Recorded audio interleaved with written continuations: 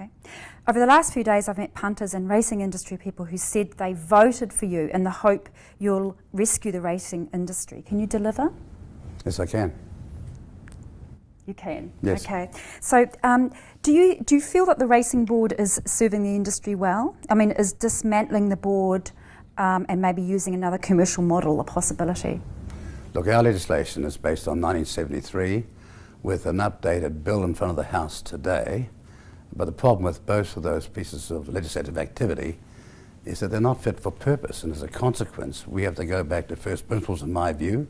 That's why I've got the John Massara review going on at the moment. It's not a review, it's an update, and it's a consideration of serious things that need to happen to this racing industry, which has been static on about $1.6 billion for the last 10 years, with a whole lot of people who are critical to the industry, namely owners and punters, seriously disillusioned.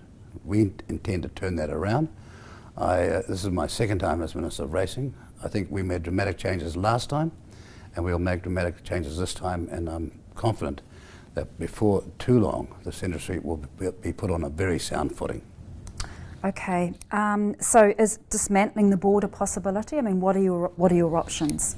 We'll have to wait until the review's over, but my purpose and objective, with what I understand of the industry, having talked so extensively for a long time to people who are engaged in it, and if you can filter out the sometimes some of the narrow arguments being put there by all three of the codes, if you can filter those out, you can see a chance of establishing a high-performing industry with far greater growth for the economy, in two areas a far greater export capacity.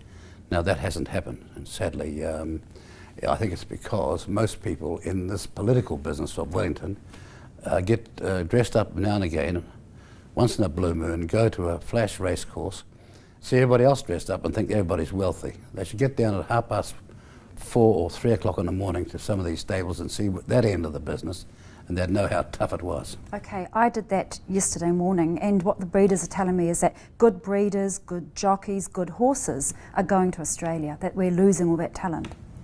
Yes, but I'm addressing those issues, and one of those issues will be resolved in this budget in terms of sympathetic policy. Can you give us any more information about that? Well, it's a budget secret. What aspect will be addressed in the budget? Well, the big aspects we will look at is how we can, in terms of the thoroughbred code, look at all-weather racing, because we're losing far too many events because of the weather. Now that is just not put down to the circumstances, it's put down to not having any alternative preparation. So 36, 48 hours out, you know that this course is not going to be a goer and you've got a replacement somewhere else. You can still keep the race meetings going. And let's face it, a lot of people think that racing is just for the wealthy. It is most definitely not. There are a stack of young people who are engaged in this business. There are a whole lot of Maori engaged in this business, and then now a growing number of Asians young people engaged in the business, and their employment is critical. But as I say, what should be a $2.5 billion industry has been stagnant at 1.6. Okay, the first thing that people will say is wrong with it are the stakes are not high enough. The prizes are not high enough. They're 100% right. How can we increase those? Well, when we reconfigure and reshape and reconstruct this industry, we'll have the prize money up right across the board. Okay, a number of people are saying a lot of that money that should be distributed is going into governance, into running the racing board. Salaries are too high, there are too many people. Would you agree with that? Well, that's why I'm having a serious look at it from someone that's highly experienced with a great track record of having saved the racing in New South Wales. So I've gone outside of New Zealand, so they can't talk about bias. I've got neutrality, and I'm confident in the outcome. Okay, everyone I've spoken to holds him in very high regard, so they have got a lot of faith in him. TAB, should we be outsourcing that to Australia or another overseas agency? Well, let me tell you what we're going to get is we're going to get the best possible answer to that and our fair share of the action for the New Zealand owners and New Zealand punters. Okay, finally, just about there, race courses, we have about 52 operating in the country. Do we need to consolidate and just only have a few tracks running, few good tracks running, maybe all weather? Yes, I've heard that.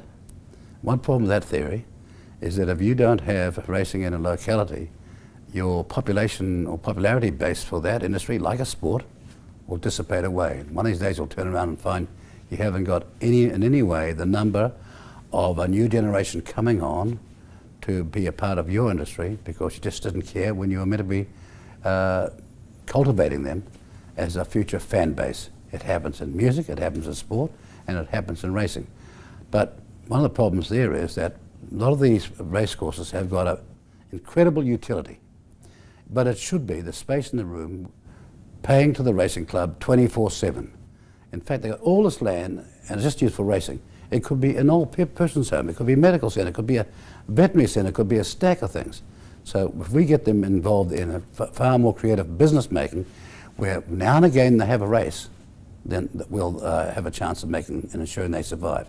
That, and getting a whole lot of more young, keen people who know something about business into the racing industry, and indeed a whole lot more women, because that's what it lacks as well. Okay, because sometimes it's the only small community focus or event, very much part of our culture. Tell me about the future. You've gone over it a little bit, but what would you like to see? I mean, I've talked to a few people who said, I don't know if it can be revived. Well, I know there are doomsday merchants like that, but I don't have that view, and I hope they trust me because of what I did last time. And I didn't have a chance to finish the job off, but this time I intend to put the structure in place so that the Minister of Racing, 30 years from now, will have a very sound structure to live with. Okay, and finally, time frame, please, Minister. So we have John Massara reporting back probably in August. Probably by that time. Mm-hmm. Then the legislation, then the changes, and then any required legislation to tidy it all up, well prepared by Budget 2019 and assistance in Budget 2019. But we've got some relief in Budget 2018. They most definitely have, and if we signal to racing the changes that are coming, then you'll see a significant change at the Karaka sales next year, at the start of the year. And you recall this year was the second highest ever. Even without these changes, there's enough confidence that there's change coming for us to have had the second highest average price ever. The last time when I was last Minister of Racing, and this time the second highest when I'm back. Now, I'm not trying to be immodest here, but I took this job on, not because I'm not flat out and busy, but I do know that if you invest in this industry, the payback to the taxpayer is huge. And out there, the people that write these letters complaining about racing should have regards to it, because they pay some serious taxes to this country for people to go to hospitals, to get treatment in all sorts of medical centres, for police on our streets, and for teachers in our schools. That's what they need to remember when they're criticising racing. Okay, I forgot to ask you about raceways, because of course the industry's saying, or rather the racing board's saying that you know, the review is stalling its progress and they're missing out on $1 million a month for the industry. Are you keen to get that through the select committee? My response to that is, oh really? So how many months of money did you lose in the last 9 years?